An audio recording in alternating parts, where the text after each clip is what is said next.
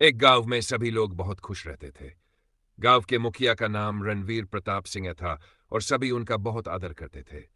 रणवीर प्रताप सिंह की एक छोटी बेटी थी, रजनी, जो हमेशा गांव वालों के साथ खेलती और घूमती रहती थी। एक दिन रजनी गांव की एक बूढ़ी औरत मंजू के साथ बैठकर भुट्टे खा रही थी। वाह दादी, तुम्हारे खेत के भुट्टे तो बहुत स्वादिष्ट है, खाने में बहुत मजा आता है।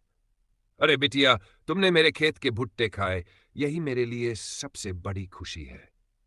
अरे ऐसा क्यों कह रही हो दादी? मेरे खाने से क्या फर्क पड़ता है? बिटिया, तुम गांव के मुखिया की बेटी हो और क्या तुम्हें पता है, पुराने समय में तुम्हारे परदादा इस गांव के राजा हुआ करते थे, इसलिए आज भी तुम्हारे पिता का गांव में बहुत सम्मान किया जाता है। अच्छा दादी, उस हिसाब से तो मैं राजकुमारी हुई ना? हाँ हाँ बिल्कुल, तुम हमारे गांव की राजकुमारी हो और जब तक तुम यहां हो, गांव पर कोई संकट नहीं आ सकता। रजनी को यह सुनकर बहुत अच्छा लगा। गांव के लोग उसे बहुत पसंद करते थे, लेकिन एक दिन सब कुछ बदल गया जब रजनी के माता पिता के बीच झगड़े बढ़ने लगे। अंत में दोनों ने फैसला किया कि रजनी की मां शीला उसे लेकर विदेश चली जाएगी, वहीं पर उसकी पढ़ाई लिखाई होगी।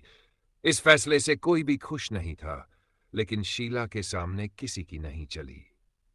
विदेश जाने से एक दिन पहले रजनी दुखी होकर अपनी मां से बोली, मां, हमें गांव छोड़कर क्यों जाना पड़ रहा है?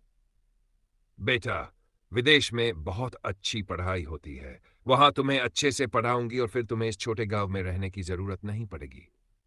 लेकिन मां, मुझे इस गांव में बहुत अच्छा लगता है। अपनी बच्ची की बात का शीला कोई जवाब नहीं दे पाई। अगले ही दिन वह रजनी को लेकर हमेशा के लिए विदेश चली गई। समय बीत गया और रजनी बड़ी हो गई। कई साल गुजर गए, लेकिन वह अपने पिता से नहीं मिल पाई। मां, कितने साल हो गए, मैं पापा से नहीं मिली। चलो ना, एक बार गांव वापस चलते हैं, मेरा बहुत मन है। ओह रजनी, फिर वही बात। मैंने कितनी बार कहा कि वह जगह तुम्हारे लिए नहीं है, हमें यहीं रहना होगा। लेकिन क्यों मां? अगर तुम्हें गांव में रहना पसंद नहीं, तो इसका मतलब ये नहीं कि मैं भी वहां नहीं जा सकती। मुझे पापा की बहुत याद आती है। शीला कुछ कहने ही वाली थी कि उसका फोन बजने लगा। फोन गांव से ही था। फोन पर बात करते ही शीला के होश उड़ गए। क्या? क्या हुआ मां? हम गांव जा रहे हैं क्या? रजनी, तुम्हारे पापा अब इस दुनिया में नहीं है, हमें गांव जाना होगा। यह सुनकर रजनी के पैरों तले जमीन खिसक गई। इतने सालों से वह अपने पिता से मिली तक नहीं थी और अचानक यह सब हो गया। यह कैसे हो सकता है मां? यह सब तुम्हारी गलती है। मैं पापा से मिलने के लिए कब से कह रही थी, लेकिन तुमने मुझे उनसे मिलने नहीं दिया। अब यह सब कहने का समय नहीं है रजनी। जल्दी से तैयार हो जाओ, हमें गांव जाना होगा। रजनी और शीला फ्लाइट में बैठकर गांव पहुंच गए। गांव में कदम रखते ही रजनी को अजीब सा महसूस हुआ। पहले कुछ दिन उसके पिता के अंतिम संस्कार में निकल गए। फिर उसने गांव वालों से मिलने का फैसला किया। सबसे पहले वह मंजू दादी के घर गई, लेकिन वहां ताला लगा हुआ था। अरे, ये ताला? दादी मां अब यहां नहीं रहती क्या? तभी पीछे से आवाज आई, नहीं, अब वो इस दुनिया में नहीं है। रजनी ने पलट कर देखा और खुशी से चौंक गई। यह अजीत था, उसका बचपन का सबसे अच्छा दोस्त। अजीत, कितने सालों बाद मिल रहे हैं, तुम्हें देखकर बहुत अच्छा लग रहा है। मुझे भी रजनी, मेरा मतलब राजकुमारी जी। गांव के लोग रजनी को राजकुमारी कहते थे, जो उसे बिल्कुल पसंद नहीं था। अजीत भी उसे चिढ़ाने के लिए ऐसा कहता था। अजीत, मजाक मत करो, बताओ गांव में सब ठीक है ना?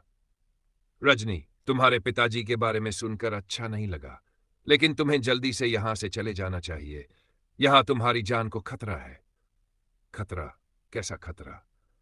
रजनी, तुम्हें पता है तुम्हारी मां तुम्हें लेकर विदेश क्यों गई थी? नहीं, मुझे कुछ नहीं पता। मां ने कभी कुछ नहीं बताया। सुनो, सालों पहले तुम्हारे परदादा इस गांव के राजा थे। उस समय एक औरत थी जो काला जादू करती थी। उसने गांव में तबाही मचा दी थी।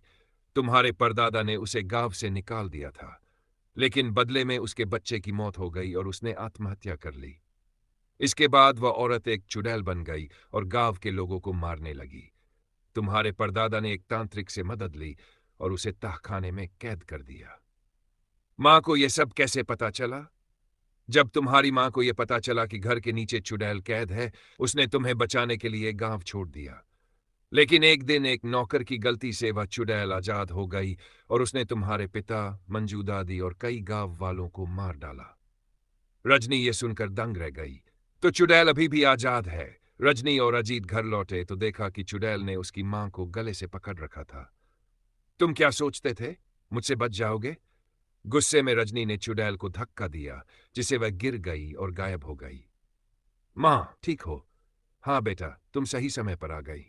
मां, अब तुम तुरंत विदेश जाओ। लेकिन मैं यहां रहूंगी। जब तक गांव सुरक्षित नहीं हो जाता, मैं नहीं जाऊंगी। शीला को गांव छोड़कर जाना पड़ा, लेकिन रजनी वहीं रही। रजनी और अजीत तहखाने गए।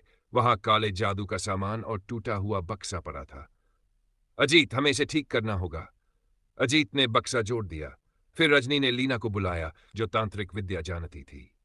लीना ने मंत्र पढ़े और चुड़ैल तहखाने में खींची चली आई। तुम लोगों की हिम्मत कैसे हुई मुझे बुलाने की? चुड़ैल ने अजीत पर हमला किया, लेकिन रजनी ने उसे बक्से में बंद कर दिया। लीना ने मंत्र फूंका और लाल धागा बांध दिया। इस तरह रजनी ने गांव को बचा लिया और हमेशा के लिए वहीं बस गई। अगर कहानी अच्छी लगी तो लाइक करें और चैनल को सब्सक्राइब करना ना भूलें।